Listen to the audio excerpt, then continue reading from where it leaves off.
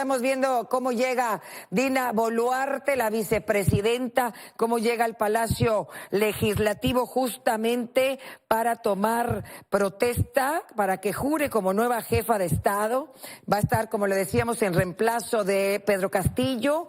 Será la primera mujer gobernante en la historia de ese país. Fue vicepresidenta constitucional del Perú del 28 de julio del 2021 al día de hoy, 7 de diciembre de 2022. Es egresada de la Universidad de San Martín de Porres, estudió Derecho, tiene una maestría en Derecho Notarial de la misma institución. Fue funcionaria pública desde el 2007, que trabajó en el Registro Nacional de Identificación y Estado Civil, y fue candidata a la alcaldía de Surquillo en el 2018 por el Partido Perú Libertario, y en el 2020 fue expulsada de esta organización política. En el 2021 fue con el Partido Perú Libre, al que pues ganó la vicepresidencia, y en la administración de Pedro Castillo pues fue nombrada ministra de Desarrollo e Inclusión Social.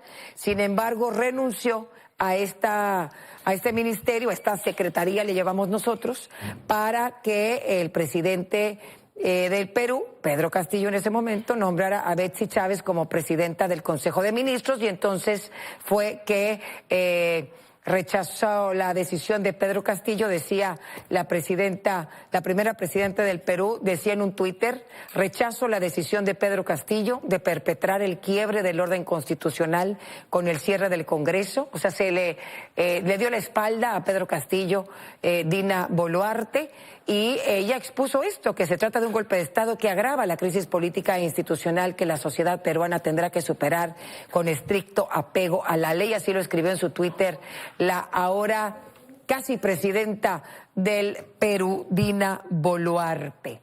Es lo que está sucediendo, son imágenes en vivo desde el Palacio Legislativo. Está por iniciar la sesión del Pleno en el Perú, en donde tomará juramento Dina Boluarte como presidenta, la primera mujer presidenta de ese país después de la destitución de Castillo, ya que se disolvió, digamos, primero por Pedro Castillo quería disolver el Congreso, y luego el Congreso destituye a Pedro Castillo, que es lo que ha estado sucediendo todo esto en la mañana de hoy. Bueno, pues fue destituido Pedro Castillo por incapacidad moral, por 101 votos a favor, 6 en contra y 10 abstenciones, y fue que se queda entonces Perú sin su presidente Pedro Castillo, y está por tomar juramento Dina Ercilia Boluarte Segarra,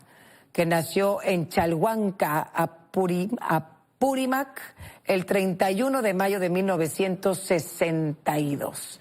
Es esta primera mujer presidenta que se conoce en la historia del Perú, y les decía, bueno, tiene una trayectoria en la función pública, y era vicepresidenta de Pedro Castillo. En cuanto Pedro Castillo decide disolver el Congreso, y el Congreso destituye también a Pedro Castillo, ella rechaza también la decisión de su presidente por perpetrar el quiebre del orden constitucional con el cierre del Congreso.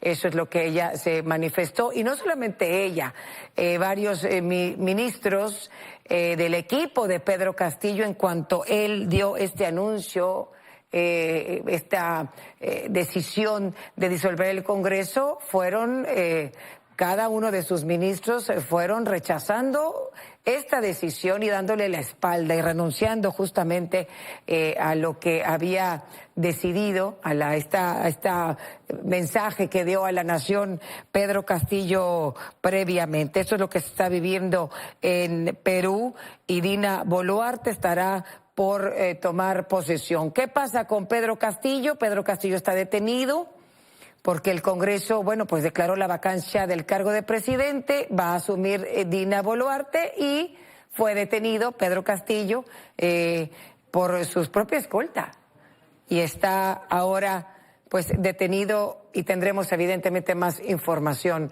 sobre eso. Vamos con Víctor Reyes, lo tenemos vía telefónica. Él es periodista de El Comercio allá en el Perú. Te saludamos, Víctor Reyes. Muy movida esta mañana, Víctor, en Perú.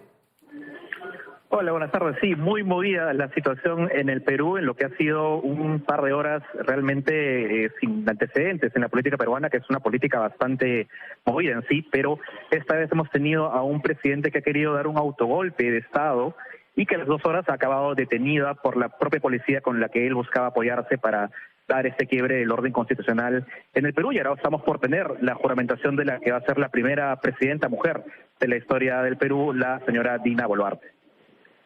Oye, ¿qué se dice allá? Ahora sí que los peruanos, que la gente de a pie, le llamamos en México, ¿qué dicen, qué opinan, qué se siente bueno, porque lo que dices, Víctor, no se había vivido una situación así en el Perú antes.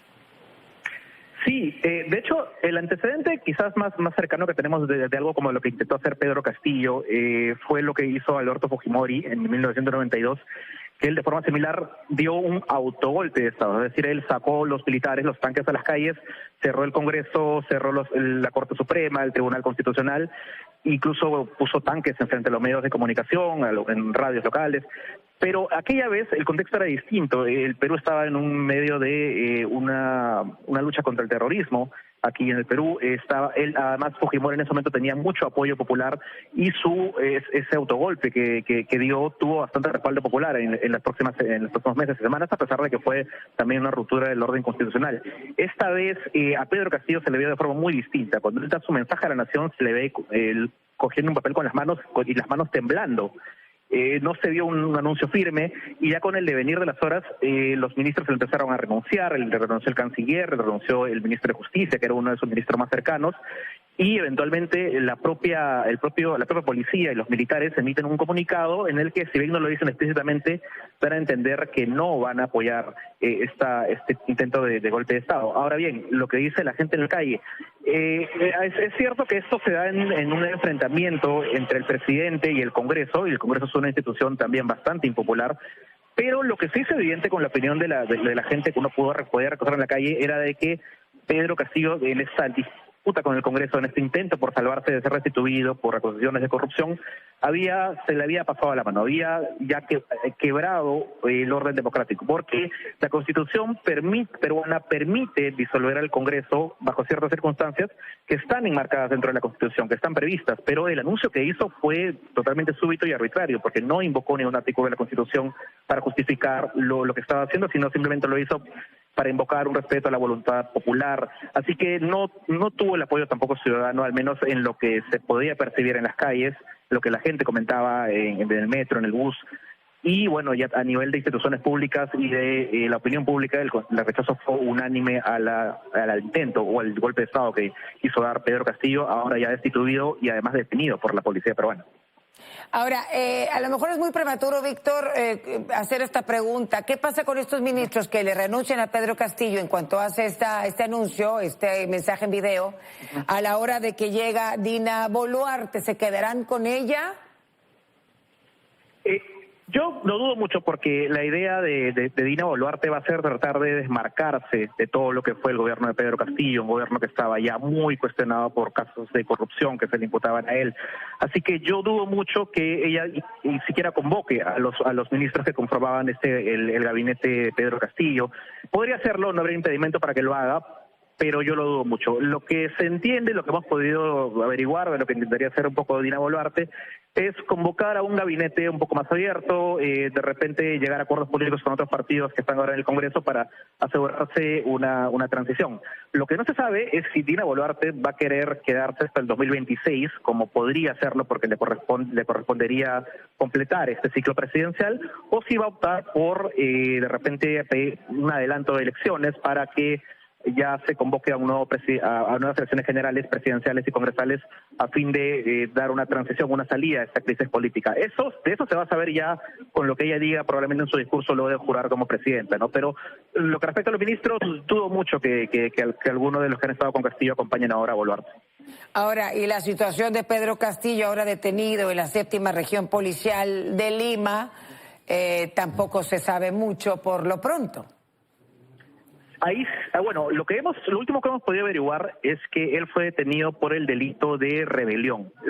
Así lo está tipificando la Fiscalía y la Procuraduría peruana. Es un delito que, bajo la ley peruana, es sancionable entre 10 a 20 años de prisión, y es un delito por el cual no lo protege, el afuero, la protección, la inmunidad presidencial, si se le quiere decir. Así que él va a estar, entendemos que la Fiscalía va a seguir tomando acciones legales por atribuyéndole este delito. Así que vamos a ver cómo evoluciona eso. Yo dudo, yo entiendo que él va a seguir detenido por un buen tiempo. Eso tendría ya que verse en lo que pasó en estos días. Pero por otro lado también hay otra situación. A él se le estaban imputando antes de este golpe delitos de organización criminal, de sobornos, de lavado de dinero. Así que sin la protección que le da la Constitución ahora, porque ya no es presidente, es mucho más probable que estos procesos avancen. Había una barrera antes cuando él era presidente. Se podía llegar hasta cierto punto y la Fiscalía, la Procuraduría ya no podía avanzar más allá.